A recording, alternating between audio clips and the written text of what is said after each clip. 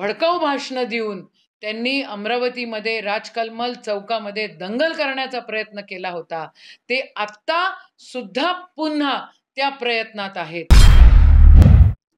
नमस्कार मंडळी, सर्वात प्रथम अमरावतीकरांचे आभार मानते की आपण सामान्य माणसाला साथ दिली आणि काँग्रेसच्या हाकेवर आपण आदरणीय खासदार बळवंतदादांना निवडून दिले।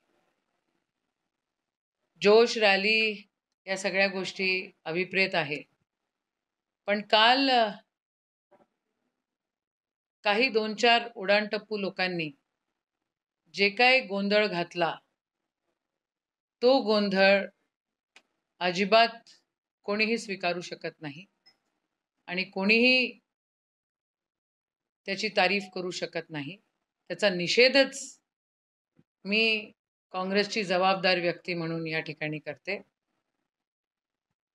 हा जो कट्टरपंथी वाद आहे, मग ते हिंदू कट्टरपंथी असो किंवा मुस्लिम कट्टरपंथी असो, हे कट्टरपंथीपण या देशाला घातक आहे।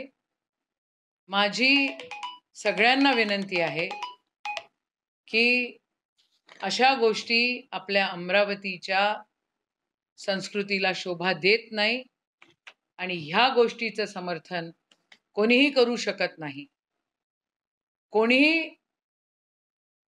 ह्या ठिकाणी अमरावतीची शांतता जर बिघडवण्याचा प्रयत्न करत असेल तर त्यांच्यावर कठोर कारवाई केली गेलीच पाहिजे, असा अट्टहास मी काँग्रेसची जबाबदार व्यक्ती म्हणून खासदार बळवंतदादा वानखडे, काँग्रेसचे खासदार म्हणून आमचे जिल्हाध्यक्ष बबलू देशमुख आणि शहर अध्यक्ष बबलू शेखावतजी हे देखील या दोन्ही गोष्टींचा बिलकुल निषेध करतो।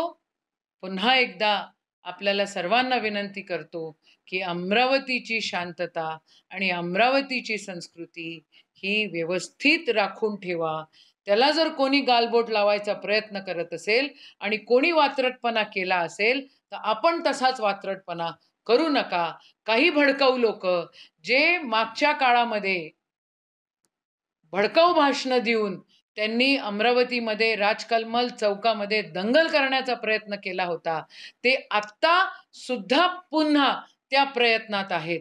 माझी अमरावतीकरांना विनंती आहे, माझी महाराष्ट्रातल्या या देशातल्या सगळ्या लोकांना विनंती आहे की प्लीज शांतता राखा आणि आपल्या संस्कृतीचं जपन करा।